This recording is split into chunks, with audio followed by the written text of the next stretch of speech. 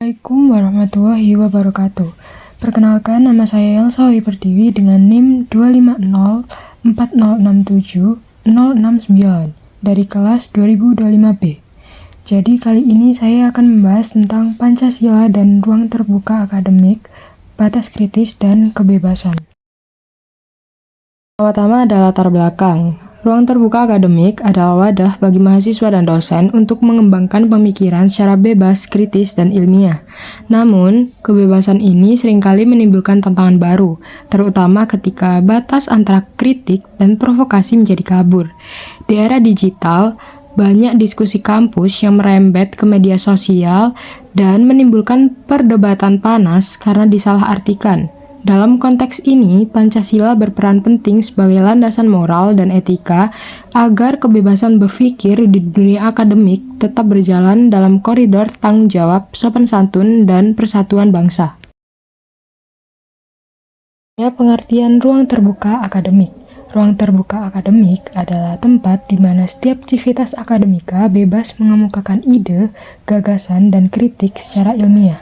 Dalam ruang ini, mahasiswa dan dosen didorong untuk berpikir rasional, terbuka, dan objektif terhadap berbagai pandangan.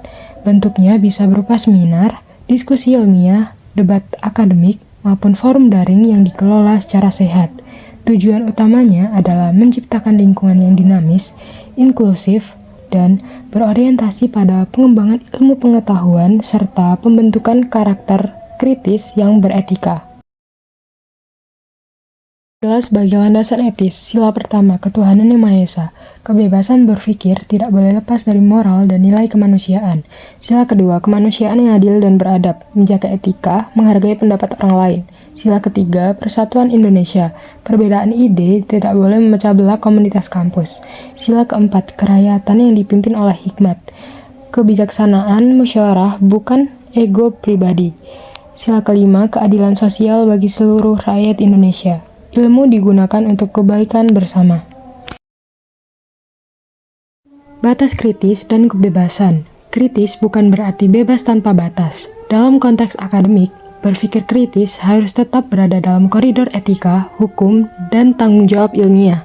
Setiap pendapat yang disampaikan harus berbasis pada data dan logika yang dapat dipertanggungjawabkan, bukan sekedar emosi atau provokasi.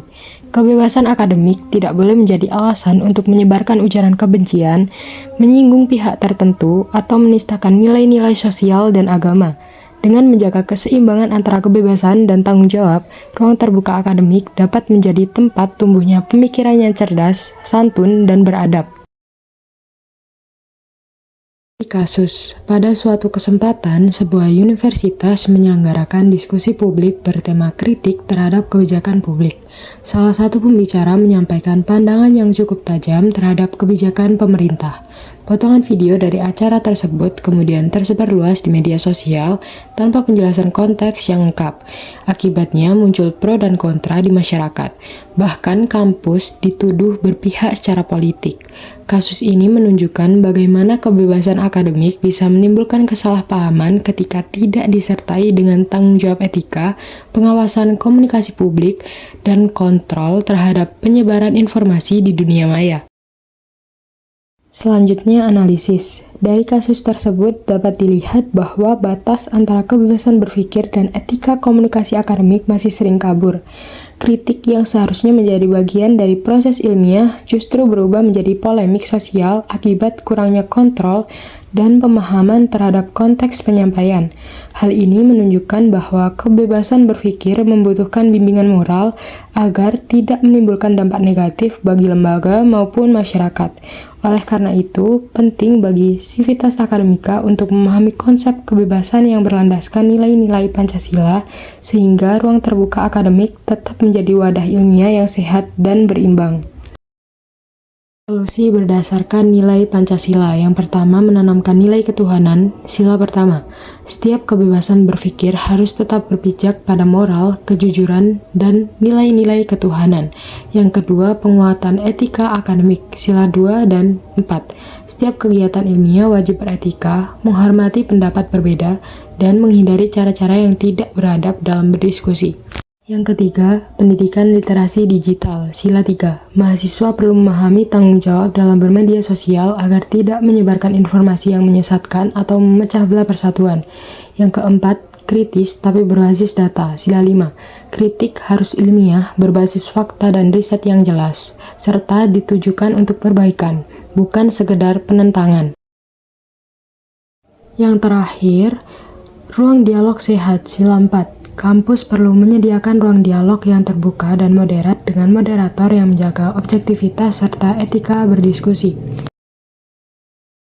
Tantangan di era digital. Di era digital, ruang akademik tidak hanya terbatas pada kegiatan di kelas atau forum kampus, melainkan juga meluas ke dunia maya melalui media sosial dan platform diskusi online.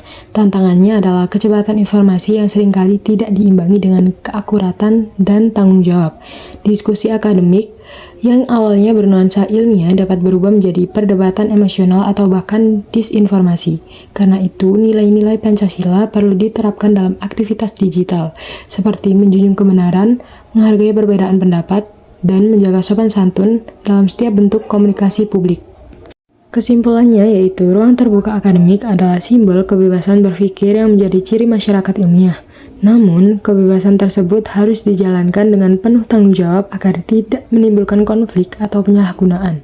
Pancasila hadir sebagai pedoman moral yang mengajarkan keseimbangan antara kebebasan, etika, dan tanggung jawab sosial.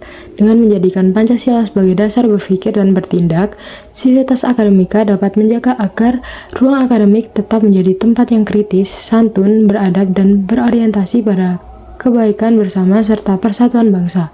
Sekian dari saya, terima kasih. Wassalamualaikum warahmatullahi wabarakatuh.